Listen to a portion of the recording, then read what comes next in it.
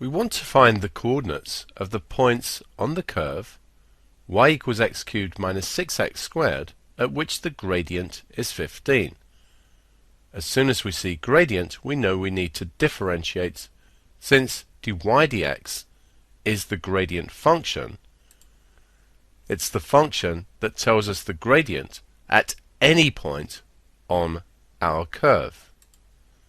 So dy dx here will be 3x squared, take away 12x, and we want the gradient to be equal to 15. So we set this expression equal to 15, 3x squared minus 12x equals 15. Subtracting 15 from both sides gives 3x squared minus 12x minus 15 is equal to 0. We have a common factor of 3, so we can cancel, giving us x squared minus 4x minus 5 equals 0. This is a quadratic, so we can factorize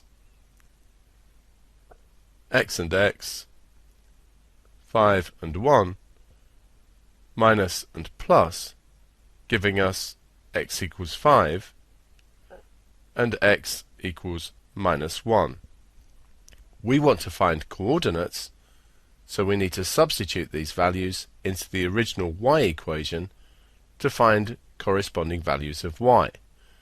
If x is 5, y is 5 cubed, take away 6 times 5 squared, which is 125, take away 150, which is minus 25.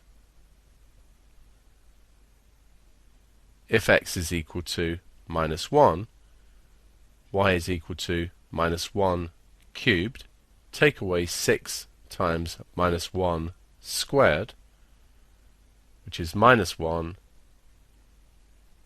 take away 6, which is minus 7. So our curve has a gradient of 15 at the point 5 minus 25 and minus 1 minus 7.